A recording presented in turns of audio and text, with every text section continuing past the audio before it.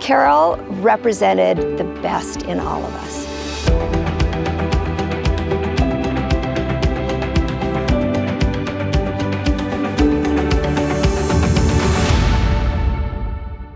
I first met Carol Zulu when she was just 12 years old.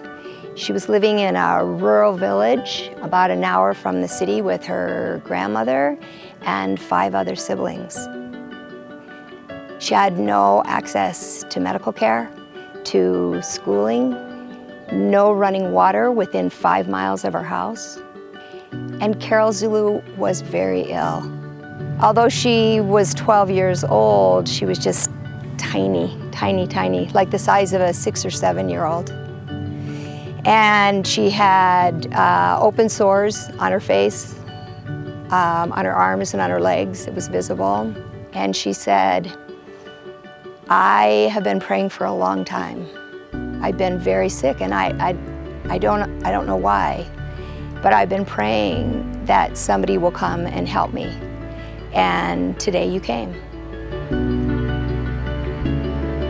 And she got up and went into this little one-room hut, and she rummaged around and found a little plastic bag, and she put a toothbrush and a clean pair of underwear in there and came out and said, I'm ready. And that was all she owned. And what she carried with her in that little bag looked like just a toothbrush and a clean pair of underwear, but she carried with her a lot of hope that her world was about to change. And I know mine was. And so was everybody else's who would ever come to meet this remarkable human being.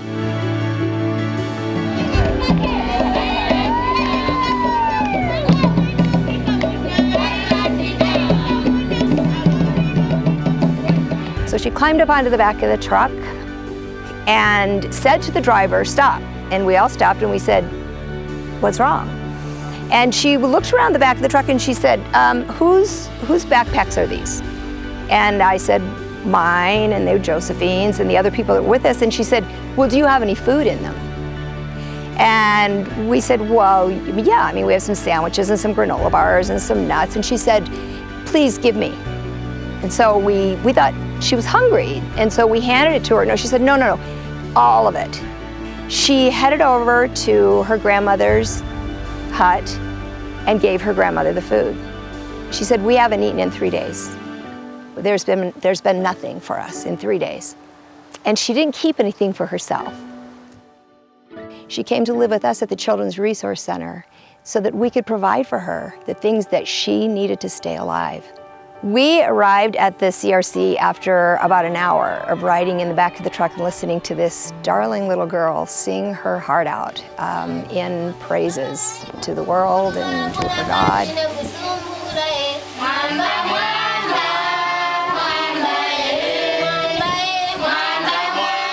We'd scrounged up a sandwich for Carol, and she hadn't opened it yet because she'd been singing the entire way back.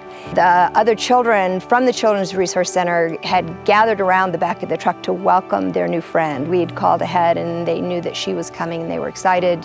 As I turned around to find Carol, she was very small, so she was surrounded by children that were taller than she was, and I was kind of straining like this to look and find her. What I saw was that she'd opened up her sandwich and she was breaking off pieces of the sandwich and handing it to these other children who had all already eaten lunch.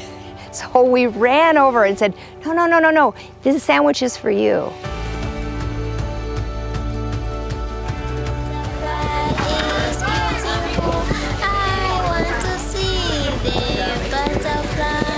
Carol was love on legs.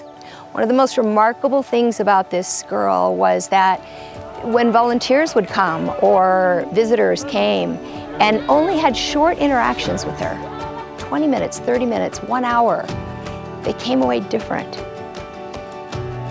No one ever met Carol Zulu that didn't walk away knowing that they were loved. She embodied amazing qualities that were remarkable for a child of her age, and particularly since she came from such difficult circumstances.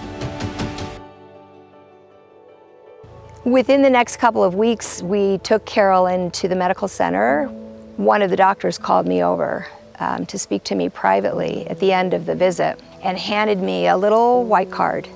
And the only thing I saw on that card was the one thing that I had been absolutely dreading.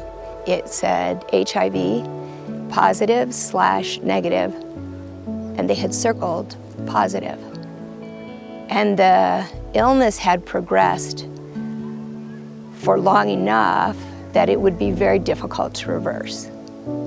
And it was eventually brought to our attention that when she was about 5 years old, she had been abused, and that was where she had contracted HIV when she was about 5 years old. This was a hard story to hear, but it's not uncommon. The statistics are startling. The reality for children there is very difficult. 50% of the population is under the age of 14. And because of the HIV and AIDS pandemic, there is an entire swath of the population between the ages of 15 and 55 that has pretty much been wiped out, leaving children and grandmothers.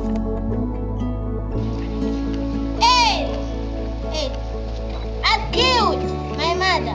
I've killed my father. I've killed my sister. I've killed my uncle. I don't have anywhere to go. Oh God, what did you bless me? I remember one day she sent me a note, a little note, and I still have that note. And it said, "Please come and see me tomorrow. I need to talk to you about something. And you promised you would always tell me the truth. I love you, Caroline Zulu." So we sat underneath this tree and chatted for just a few minutes, and then I said, she said, "Did you get my note?" And I said, "I did, that's why I'm here. What did you need to ask me?" And she said, "Auntie, why don't you forgive?" And I said, "Well, I do forgive. I forgive." And she said, "Well, you don't forgive," and she referred to the person who had abused her. And I was taken aback. And I said, "Well, honey, I can't forgive him. I hate him for what he did to you and how sick you are." I finally said, "Well, do you forgive him?" And just like that, just as quick as could be, she got a look on her face like I'd hit her with a board and said, "Of course I forgive him. God loves him and I love God." And something about that answer opened up worlds for me and changed something in my heart in a very profound way. And for her, it was just that simple. That's how she saw us. That's how she saw everyone. I learned a lot from Carol Zulu.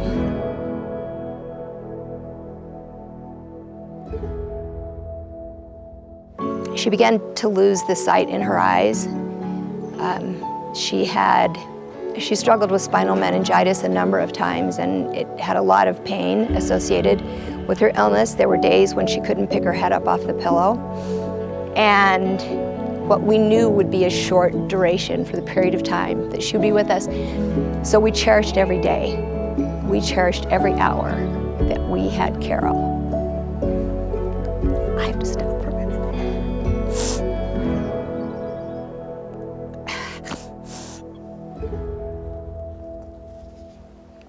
Carol lost her battle with AIDS just 3 short years after she had come to be a part of our family at the Children's Resource Center. As I sat with her in the hospital at the end of her life, Carol she was very weak and she was in a lot of pain, but she would not close her eyes at the end of a day until she had gone down her checklist of people she wanted to make sure we were going to take care of. Her granny, her siblings, her cousins, the kids from the village, her friends at the CRC. She went through and listed each person and demanded that I tell her the plan that I had for each of the people that she named. And on the last night that we were there together, she was clearly in a lot of pain, and I kept encouraging her to just close her eyes and go to sleep. Though I knew that she probably would not wake up if she did. And so right before she went to sleep, she grabbed my arm and said, "Promise me you will build the school on the land. Promise me you will build a school for the children from my village." And just 4 months later, we opened up the Carol Zulu Primary School in a one-room chicken run with 24 students to keep our promise to Carol. In the years that have gone by since then, the school has grown to now offer education and a hot meal and an opportunity for their dreams to come true to over 500 children. And that number is growing every day. The difficult reality is our work is nowhere near done. There are thousands and thousands of children waiting to be seen, waiting for their dreams to become a reality. They need water, they need food, they need education. The needs of children are endless, but so is our love. Carol's dream was that every child would feel loved and protected, be able to go to school, have a hot meal, wash their hands in running water. We're so grateful for those who have come together and shared Carol's hopes and dreams and beliefs, and been generous in allowing us to be able to offer this opportunity to so many children. We consider these generous donors part of a wonderful club, and we call it the Carol Zulu Club. These are people that share her hopes and dreams and belief that we can make the world a better place, each of us, by just putting in what we can give. It's like a subscription.